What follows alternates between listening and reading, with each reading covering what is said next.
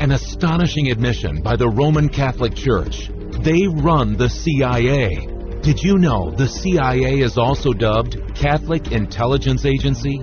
Catholics in Action. Is the CIA truly American? For decades, Jesuit affiliates of the Roman Catholic Church have directed the CIA. Leon Panetta and John Brennan, the current director, are Jesuit trained. Are Jesuits today the same as Jesuits of the past? Are you familiar with the Jesuit oath? Its devious plans to control the wealth of the nations, enslave the masses, and depopulate the world. Pope Francis is a Jesuit. Should we be alarmed that the institution the Pope heads also controls the CIA? The CIA's mission is to identify and destroy terrorists and fundamentalists. Pope Francis likewise, and defines them as those who believe in absolute truth, end-time prophecies of Daniel and the Revelation, refuse to yield their liberty of conscience and give up constitutional rights. The insidious agenda of the Jesuits will soon be realized, as Pope Francis has been hailed Lord of the world and Savior of the earth. What does CIA stand for? The Central Intelligence Agency. That is correct. That is what the CIA stands for. Now, do you know what the primary job of the CIA is? I think their primary job would be similar to the police force, but more the head of law enforcement. Now, Marianne, what is the primary job of the CIA? I believe it has to do with foreign intelligence. The CIA is the foreign spying agency for America. That is also correct. Now, they collect, analyze, evaluate, and disseminate foreign intelligence in order to help make decisions that relate to national security. So you're right. So, Jerome, can you guess what religious group has predominantly run the CIA? I would assume Christians or Catholics. Now, can you guess what religious group has predominantly run the CIA? I'm going to assume or guess the Catholic religion. That is correct. Why do you guess that? Because I figured that they might have a lot of involvement with the CIA.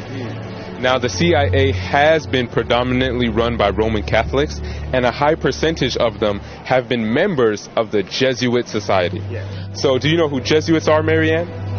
Kind of, yes. I was raised Catholic, so I'm familiar with Jesuits. Okay. And what can you tell me about Jesuits? Well, they seem to be more liberal priests, I guess.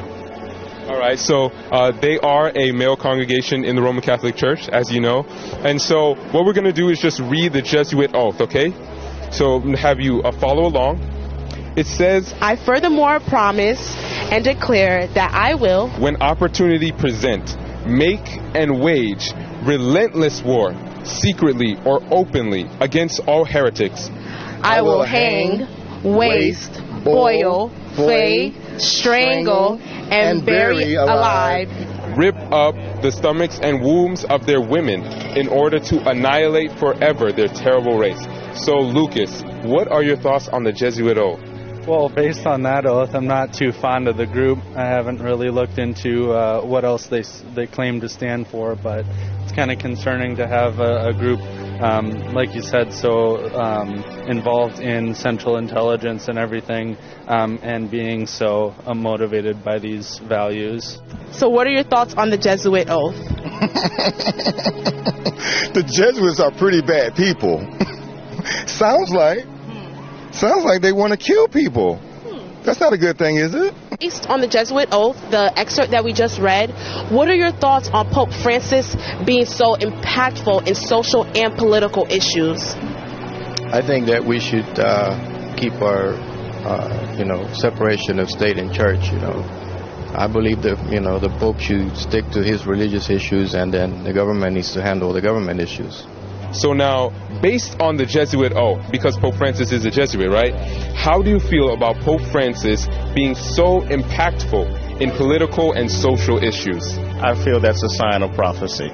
So I'm not surprised. It's, the Catholic religion is a religion of a universal religion trying to get everyone in the world to follow their same creed. So that doesn't surprise me. Wow, Sean, I was going to ask you now, are you aware that the Bible tells us there is a time coming when our liberty of conscience will be stripped away, and that those who stand true to the principles of Protestantism will not be able to buy and sell? Yes, Revelation. The Catholic Herald, which is a news publication for the Roman Catholic Church, gives us a new and interesting way to look at the CIA, or the Central Intelligence Agency. By professing right in the very front page of this Catholic Herald News, it states that the Catholic Church thrives in the CIA. The headlines read, "Why Catholics Thrive in the CIA." The agency has been dubbed, and I quote, "Catholics in action," end quote, because the faithful have occupied so many senior positions.